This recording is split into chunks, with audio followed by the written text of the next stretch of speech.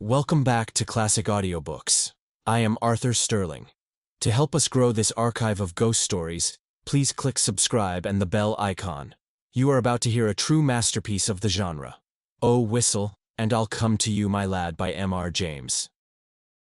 I suppose you will be getting away pretty soon, now full term is over, Professor, said a person not in the story to the professor of ontography, soon after they had sat down next to each other at a feast in the hospitable hall of St. James's College.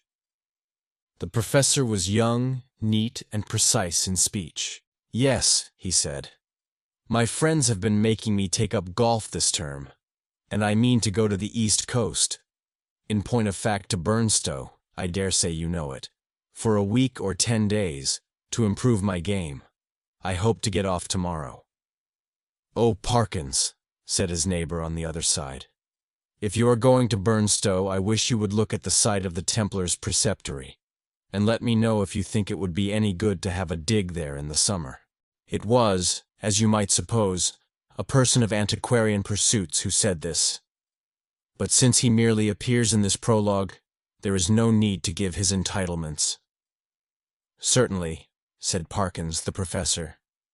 If you will describe to me whereabouts the site is, I will do my best to give you an idea of the lie of the land when I get back. Or I could write to you about it, if you would tell me where you are likely to be. Don't trouble to do that, thanks.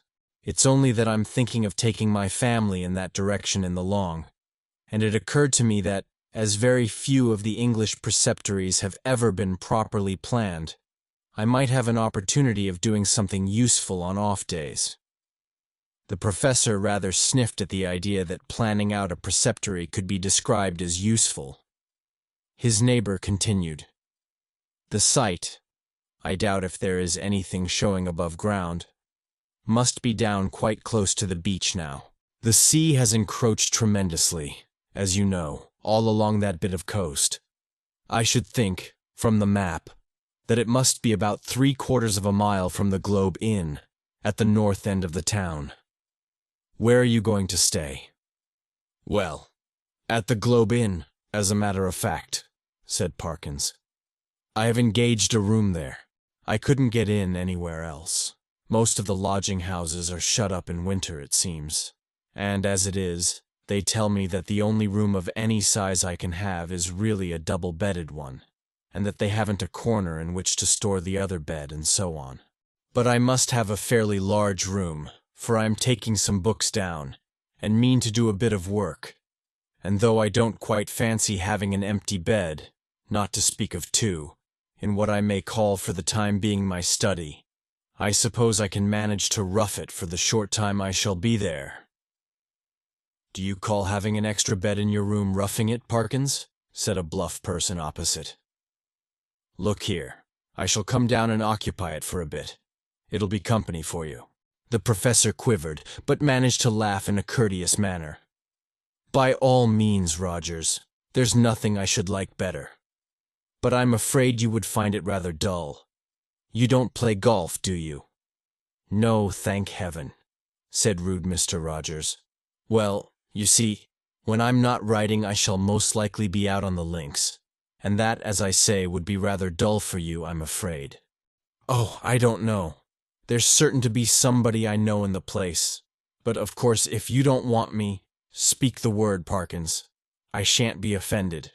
Truth, as you always tell us, is never offensive. Parkins was indeed scrupulously polite and strictly truthful.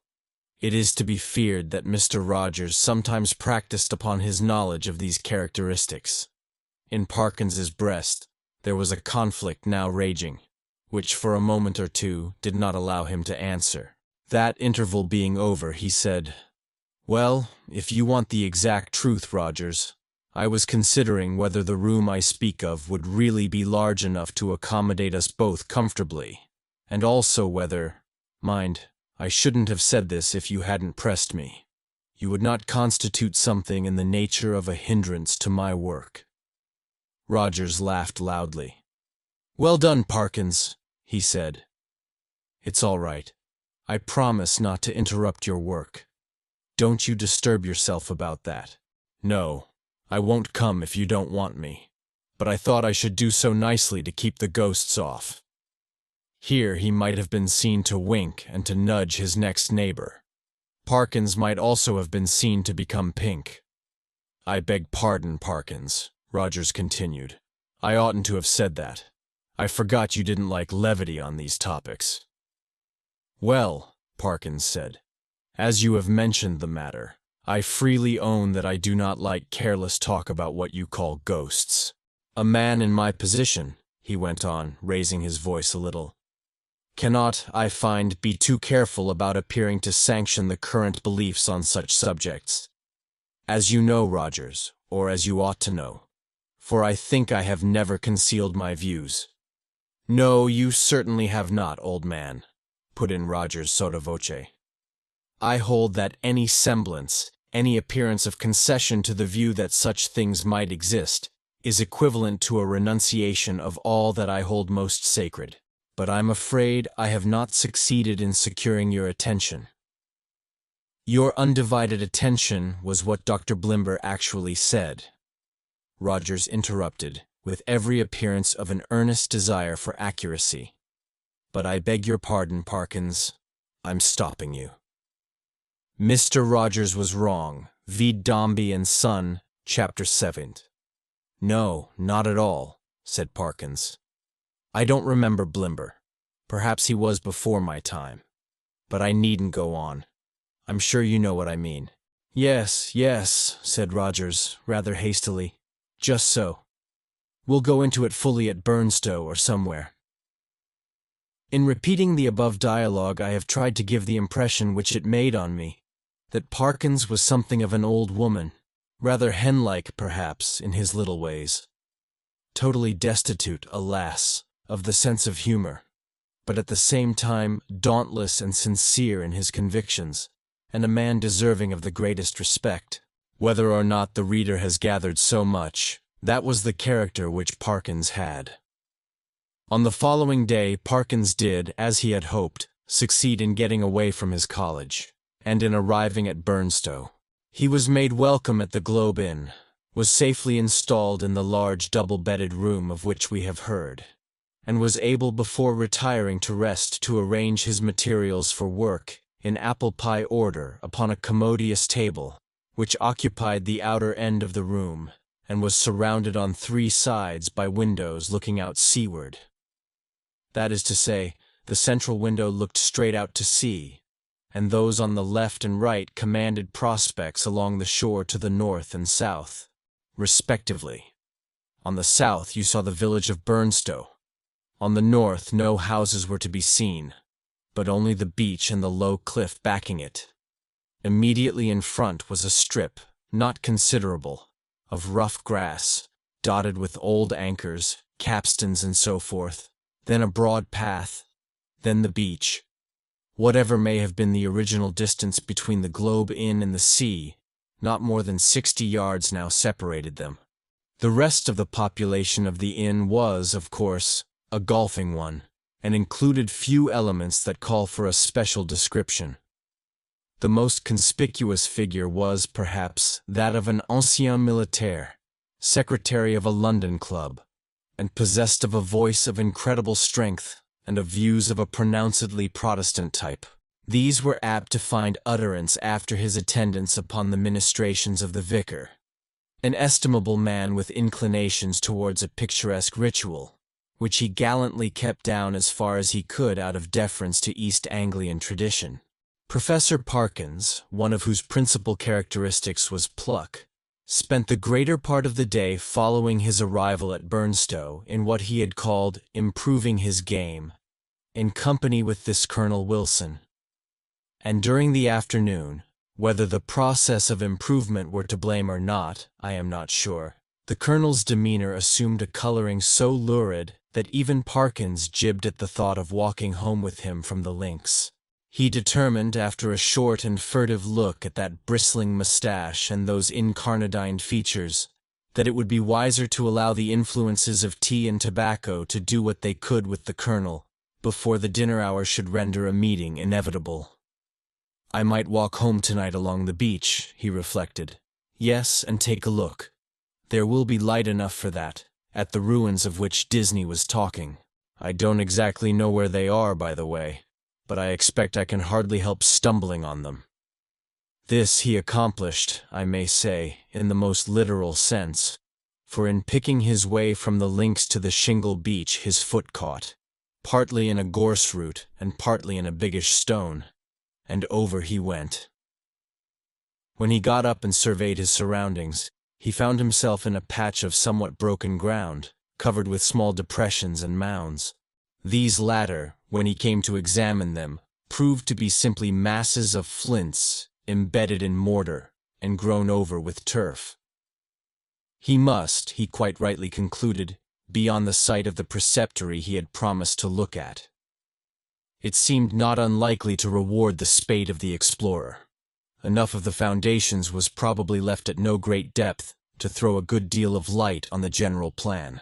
He remembered vaguely that the Templars, to whom this site had belonged, were in the habit of building round churches, and he thought a particular series of the humps or mounds near him did appear to be arranged in something of a circular form. Few people can resist the temptation to try a little amateur research in a department quite outside their own, if only for the satisfaction of showing how successful they would have been had they only taken it up seriously. Our professor, however, if he felt something of this mean desire, was also truly anxious to oblige Mr. Disney. So he paced with care the circular area he had noticed, and wrote down its rough dimensions in his pocketbook. Then he proceeded to examine an oblong eminence which lay east of the center of the circle, and seemed to his thinking likely to be the base of a platform or altar. At one end of it, the northern, a patch of the turf was gone, removed by some boy or other creature ferae naturae. It might, he thought, be as well to probe the soil here for evidences of masonry. And he took out his knife and began scraping away the earth. And now followed another little discovery. A portion of soil fell inward as he scraped, and disclosed a small cavity. He lighted one match after another to help him to see of what nature the hole was, but the wind was too strong for them all. By tapping and scratching the sides with his knife, however, he was able to make out that it must be an artificial hole in masonry. It was rectangular, and the sides, top and bottom, if not actually plastered, were smooth and regular. Of course it was empty. No!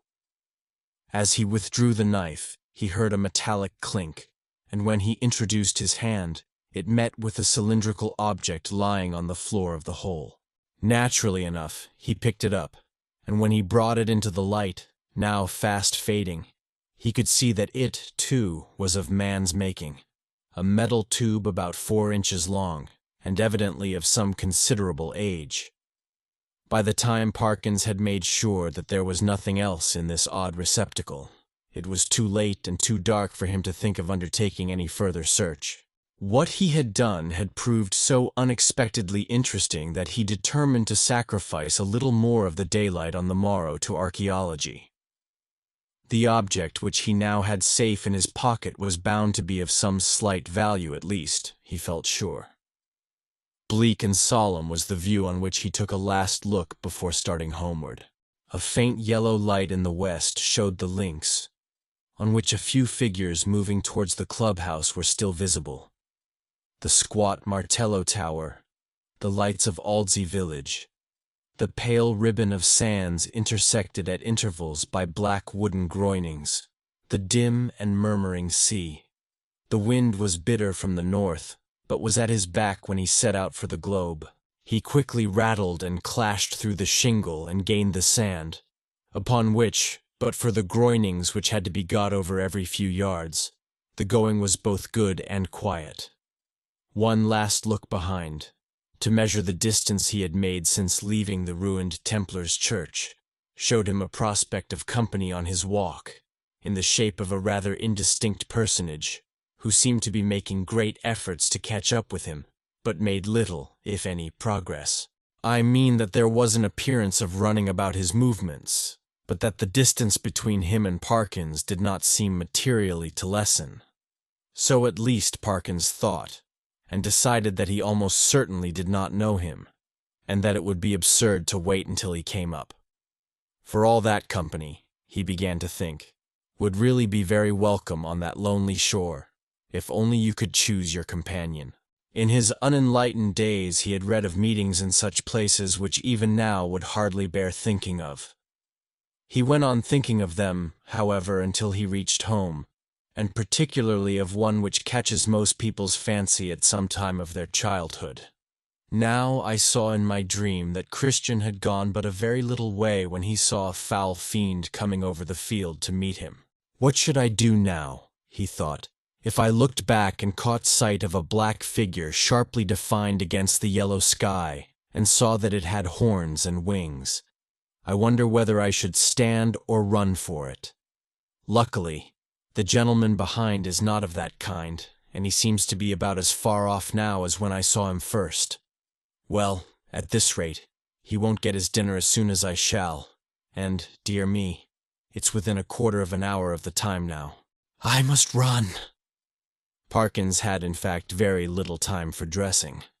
When he met the colonel at dinner, peace, or as much of her as that gentleman could manage, reigned once more in the military bosom. Nor was she put to flight in the hours of bridge that followed dinner, for Parkins was a more than respectable player. When, therefore, he retired towards 12 o'clock, he felt that he had spent his evening in quite a satisfactory way, and that, even for so long as a fortnight or 3 weeks, life at the Globe would be supportable under similar conditions. Especially, thought he, if I go on improving my game. As he went along the passages, he met the boots of the Globe, who stopped and said, "Beg your pardon, sir, but as I was a-brushing your coat just now, there was something fell out of the pocket. I put it on your chest of drawers, sir, in your room, sir. A piece of a pipe or something of that, sir. Thank you, sir. You'll find it on your chest of drawers, sir. Yes, sir. Good night, sir." The speech served to remind Parkins of his little discovery of that afternoon. It was with some considerable curiosity that he turned it over by the light of his candles. It was of bronze, he now saw, and was shaped very much after the manner of the modern dog whistle. In fact, it was, yes, certainly it was, actually no more nor less than a whistle. He put it to his lips, but it was quite full of a fine, caked-up sand or earth, which would not yield to knocking, but must be loosened with a knife. Tidy as ever in his habits, Parkins cleared out the earth onto a piece of paper, and took the ladder to the window to empty it out. The night was clear and bright, as he saw when he had opened the casement, and he stopped for an instant to look at the sea and note a belated wanderer stationed on the shore in front of the inn. Then he shut the window, a little surprised at the late hours people kept at Burnstow, and took his whistle to the light again.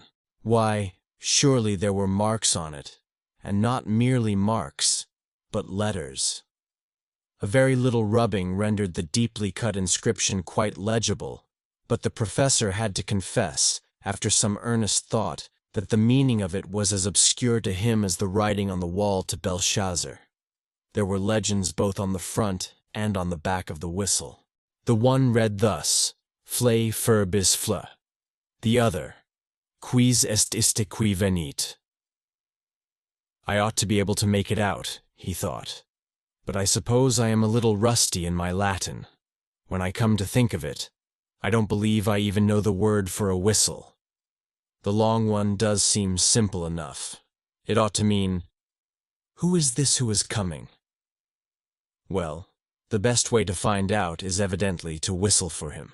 He blew tentatively and stopped suddenly, startled and yet pleased at the note he had elicited. It had a quality of infinite distance in it, and, soft as it was, he somehow felt it must be audible for miles round. It was a sound, too, that seemed to have the power, which many scents possess, of forming pictures in the brain. He saw quite clearly for a moment a vision of a wide, dark expanse at night, with a fresh wind blowing, and in the midst a lonely figure. How employed, he could not tell, Perhaps he would have seen more had not the picture been broken by the sudden surge of a gust of wind against his casement, so sudden that it made him look up, just in time to see the white glint of a seabird's wing somewhere outside the dark panes. The sound of the whistle had so fascinated him that he could not help trying it once more, this time more boldly. The note was little, if at all, louder than before, and repetition broke the illusion. No picture followed, as he had half hoped it might. But what is this? Goodness! What force the wind can get up in a few minutes! What a tremendous gust! There! I knew that window fastening was no use. Ah, I thought so. Both candles out. It is enough to tear the room to pieces. The first thing was to get the window shut.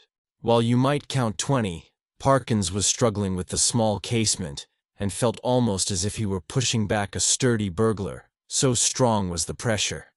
It slackened all at once, and the window banged to and latched itself.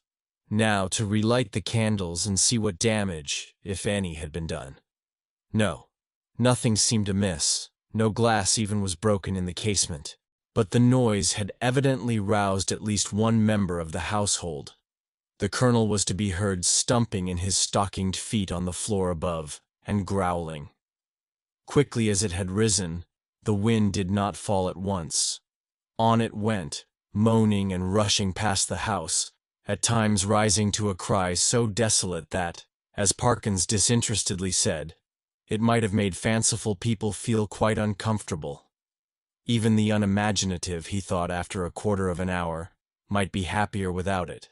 Whether it was the wind, or the excitement of golf, or of the researches in the preceptory that kept Parkins awake, he was not sure. Awake he remained in any case long enough to fancy, as I am afraid I often do myself under such conditions, that he was the victim of all manner of fatal disorders.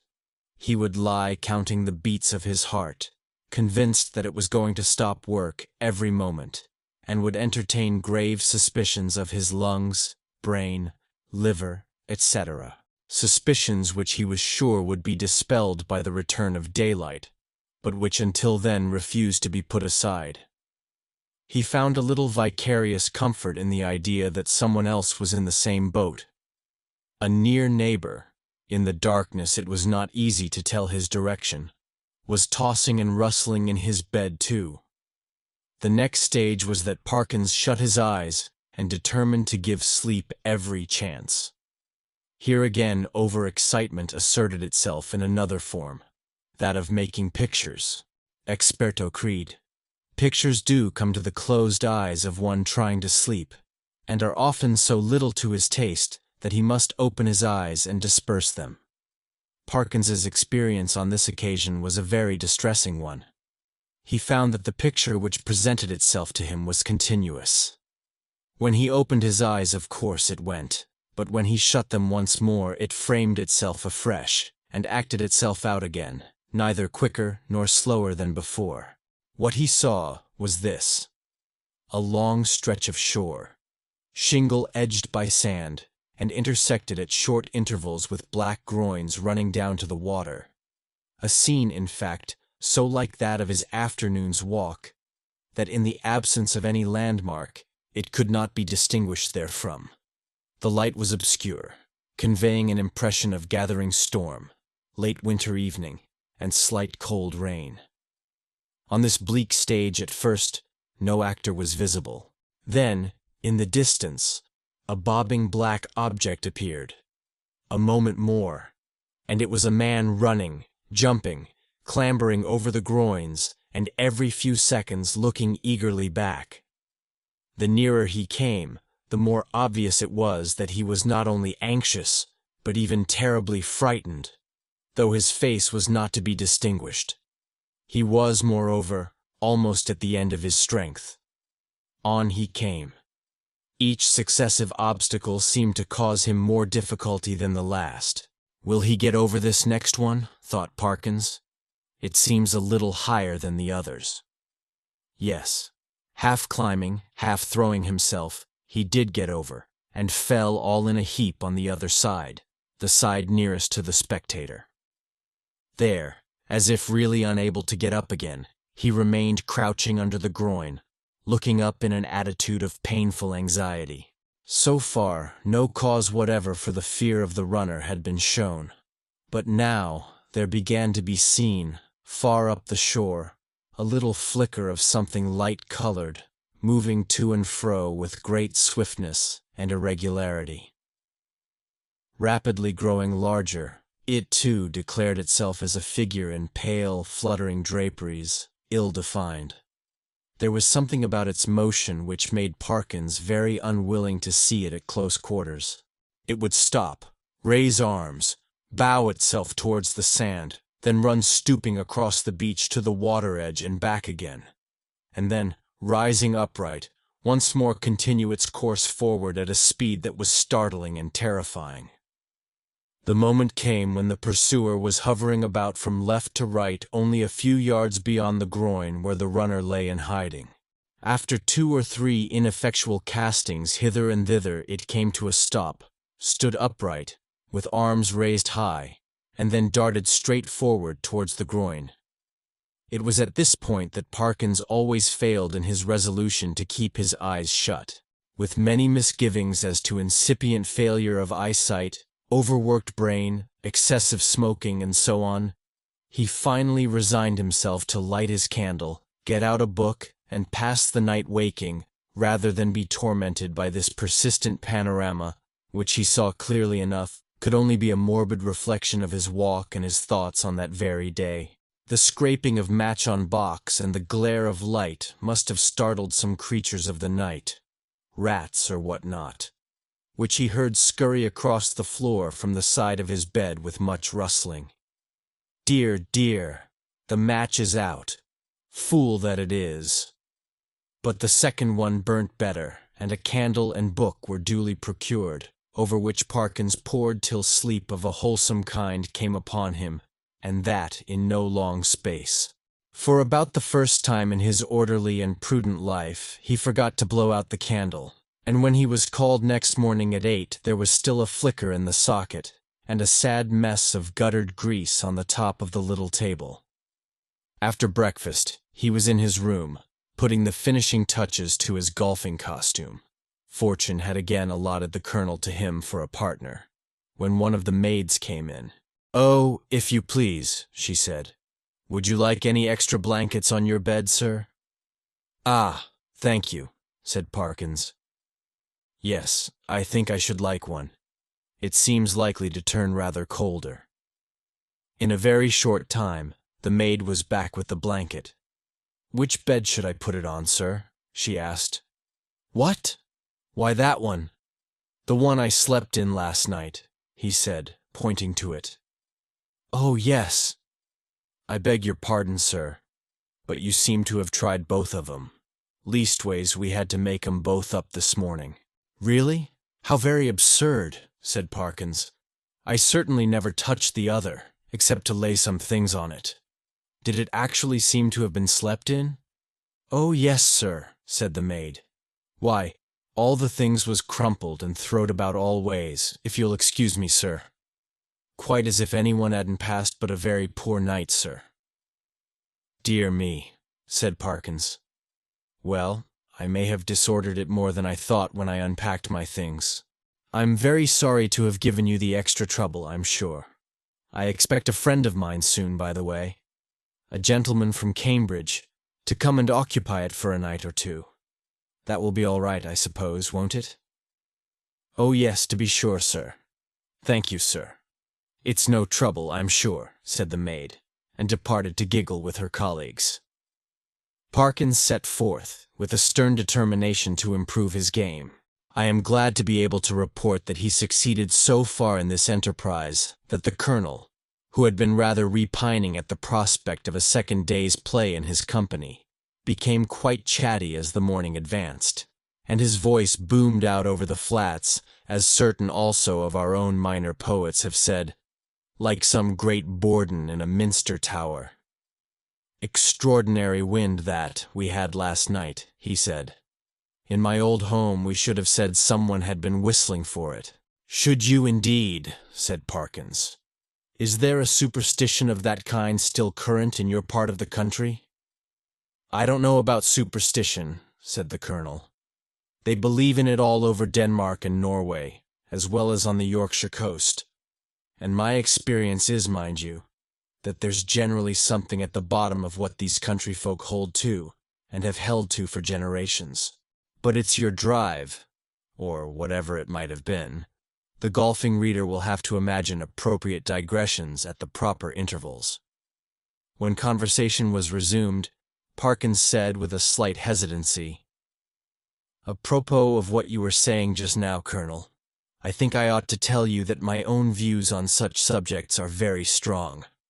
I am, in fact, a convinced disbeliever in what is called the supernatural." "What?" said the colonel. "Do you mean to tell me you don't believe in second sight or ghosts or anything of that kind?" "In nothing whatever of that kind," returned Parkins firmly. "Well," said the colonel, "but it appears to me at that rate, sir, that you must be little better than a Sadducee." Parkins was on the point of answering that, in his opinion, the Sadducees were the most sensible persons he had ever read of in the Old Testament. But, feeling some doubt as to whether much mention of them was to be found in that work, he preferred to laugh the accusation off. "Perhaps I am," he said. "But, here, give me my cleek, boy. Excuse me one moment, Colonel." A short interval. "Now, as to whistling for the wind, let me give you my theory about it. The laws which govern winds are really not at all perfectly known. To fisherfolk and such, of course, not known at all. A man or woman of eccentric habits, perhaps, or a stranger, is seen repeatedly on the beach at some unusual hour, and is heard whistling. Soon afterwards a violent wind rises. A man who could read the sky perfectly, or who possessed a barometer, could have foretold that it would. The simple people of a fishing village have no barometers, and only a few rough rules for prophesying weather.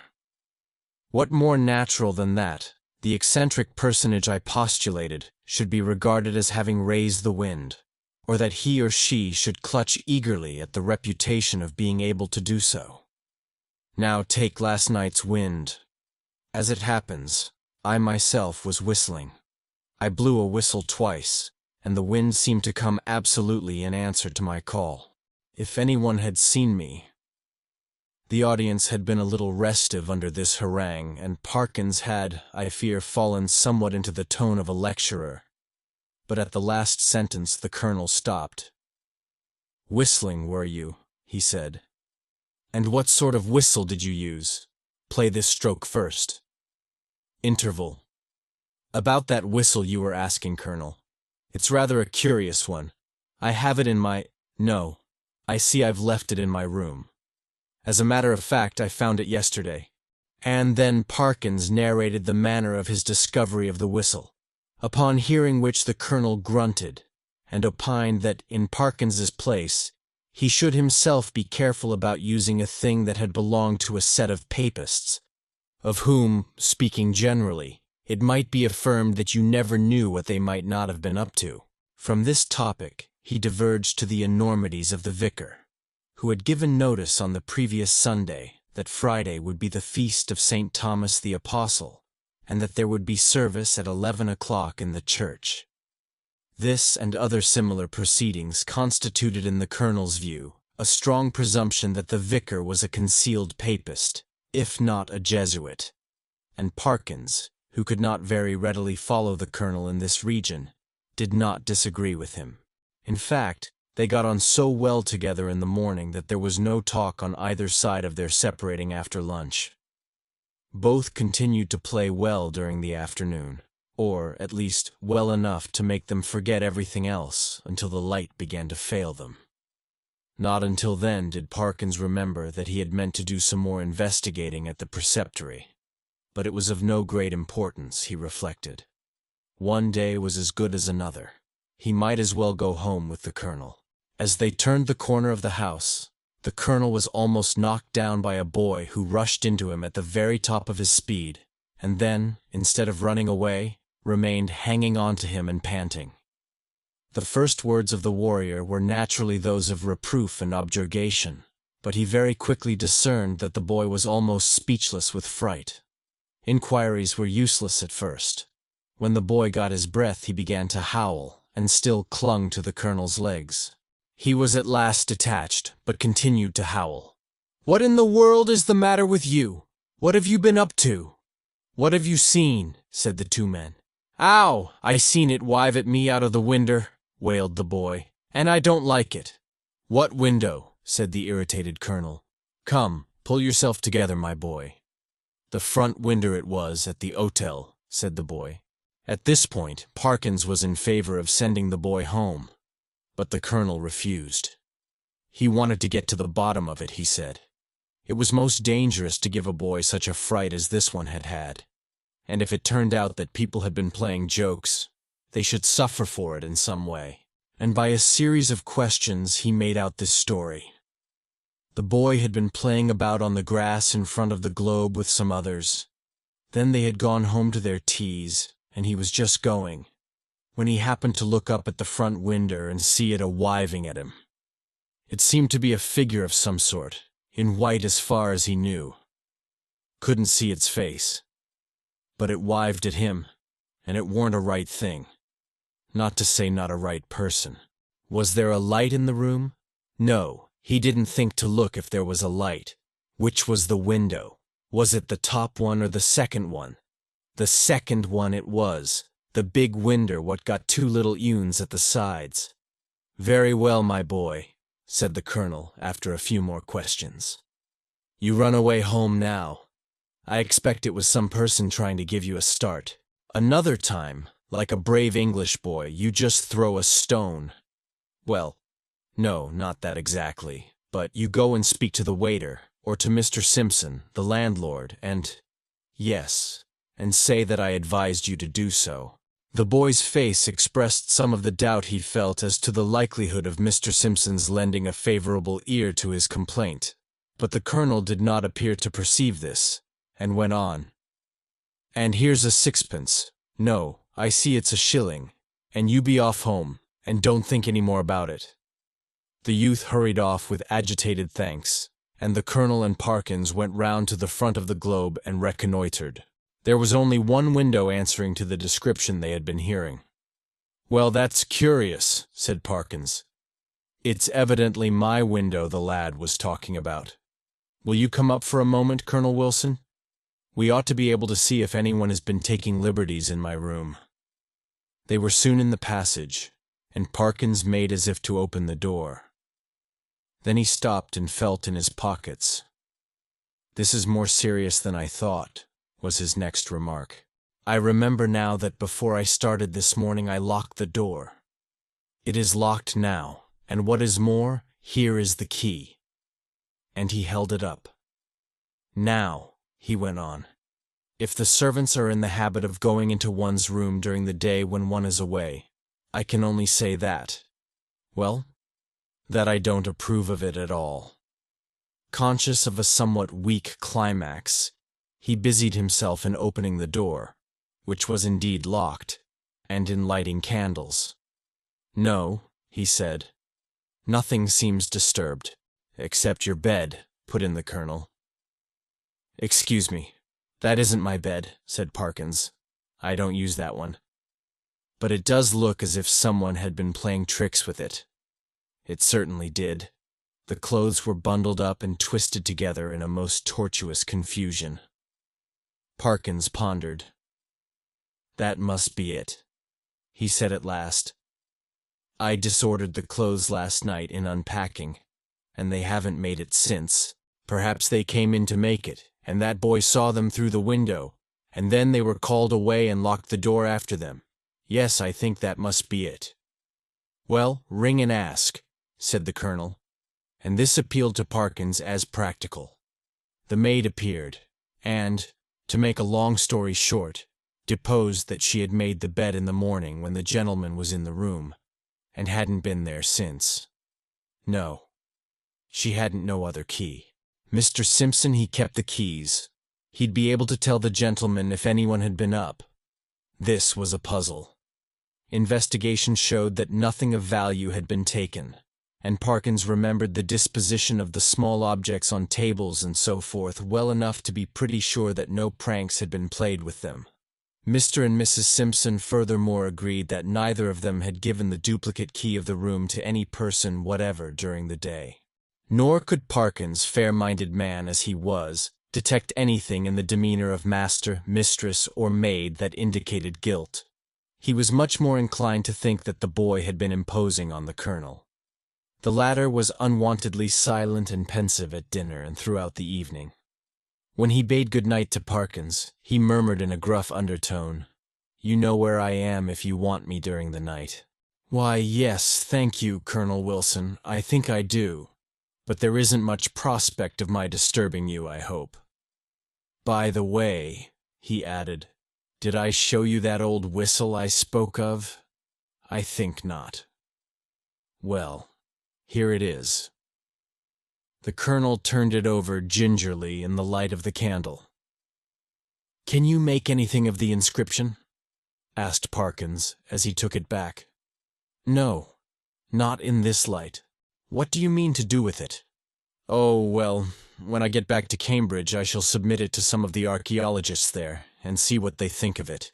And very likely, if they consider it worth having, I may present it to one of the museums." Said the Colonel. "Well, you may be right. All I know is that if it were mine, I should chuck it straight into the sea. It's no use talking, I'm well aware. But I expect that with you it's a case of live and learn. I hope so, I'm sure. And I wish you a good night." He turned away, leaving Parkins in act to speak at the bottom of the stair, and soon each was in his own bedroom. By some unfortunate accident, there were neither blinds nor curtains to the windows of the professor's room. The previous night he had thought little of this, but tonight there seemed every prospect of a bright moon rising to shine directly on his bed, and probably wake him later on. When he noticed this, he was a good deal annoyed, but with an ingenuity which I can only envy, he succeeded in rigging up, with the help of a railway rug, some safety pins, and a stick and umbrella, a screen which, if it only held together, would completely keep the moonlight off his bed. And shortly afterwards, he was comfortably in that bed. When he had read a somewhat solid work long enough to produce a decided wish for sleep, he cast a drowsy glance round the room, blew out the candle, and fell back upon the pillow. He must have slept soundly for an hour or more, when a sudden clatter shook him up in a most unwelcome manner. In a moment he realized what had happened. His carefully constructed screen had given way, and a very bright frosty moon was shining directly on his face. This was highly annoying. Could he possibly get up and reconstruct the screen? Or could he manage to sleep if he did not? For some minutes he lay and pondered over the possibilities. Then he turned over sharply, and with his eyes open lay breathlessly listening. There had been a movement, he was sure, in the empty bed on the opposite side of the room. Tomorrow he would have it moved, for there must be rats or something playing about in it. It was quiet now. No. The commotion began again. There was a rustling and shaking, surely more than any rat could cause. I can figure to myself something of the professor's bewilderment and horror, for I have in a dream 30 years back seen the same thing happen. But the reader will hardly perhaps imagine how dreadful it was to him to see a figure suddenly sit up in what he had known was an empty bed. He was out of his own bed in one bound, and made a dash towards the window, where lay his only weapon, the stick with which he had propped his screen. This was, as it turned out, the worst thing he could have done, because the personage in the empty bed, with a sudden smooth motion, slipped from the bed and took up a position, with outspread arms, between the two beds, and in front of the door.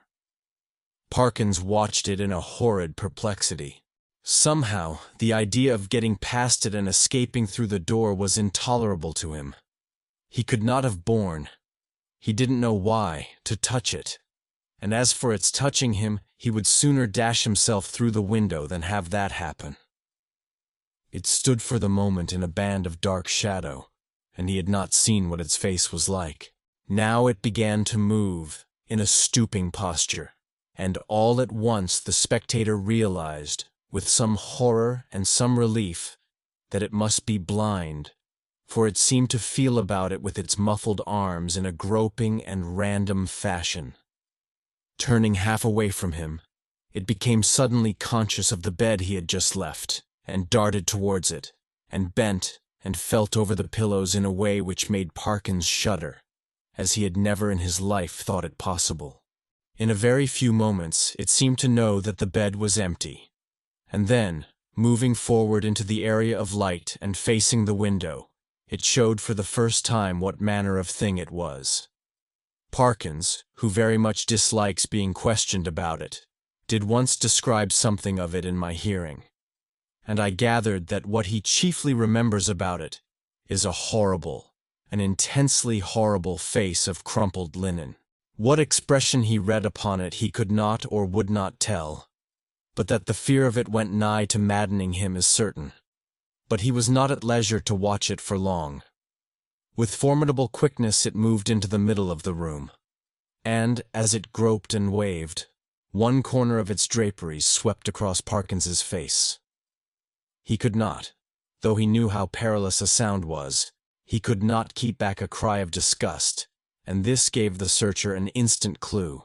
It leapt towards him upon the instant, and the next moment he was halfway through the window backwards, uttering cry upon cry at the utmost pitch of his voice, and the linen face was thrust close into his own. At this, almost the last possible second, deliverance came, as you will have guessed. The Colonel burst the door open, and was just in time to see the dreadful group at the window. When he reached the figures, only one was left. Parkins sank forward into the room in a faint, and before him on the floor lay a tumbled heap of bedclothes. Colonel Wilson asked no questions, but busied himself in keeping everyone else out of the room and in getting Parkins back to his bed, and himself, wrapped in a rug, occupied the other bed for the rest of the night. Early on the next day, Rogers arrived, more welcome than he would have been a day before, and the three of them held a very long consultation in the professor's room. At the end of it, the Colonel left the hotel door carrying a small object between his finger and thumb, which he cast as far into the sea as a very brawny arm could send it. Later on, the smoke of a burning ascended from the back premises of the Globe. Exactly what explanation was patched up for the staff and visitors at the hotel, I must confess I do not recollect. The professor was somehow cleared of the ready suspicion of delirium tremens, and the hotel of the reputation of a troubled house. There is not much question as to what would have happened to Parkins, if the Colonel had not intervened when he did. He would either have fallen out of the window, or else lost his wits. But it is not so evident what more the creature that came in answer to the whistle could have done than frighten. There seemed to be absolutely nothing material about it save the bedclothes of which it had made itself a body. The Colonel, who remembered a not very dissimilar occurrence in India, was of the opinion that if Parkins had closed with it, it could really have done very little, and that its one power was that of frightening. The whole thing, he said, served to confirm his opinion of the Church of Rome. There is really nothing more to tell, but, as you may imagine, the professor's views on certain points are less clear-cut than they used to be. His nerves, too, have suffered. He cannot even now see a surplice hanging on a door quite unmoved, and the spectacle of a scarecrow in a field late on a winter afternoon has cost him more than one sleepless night.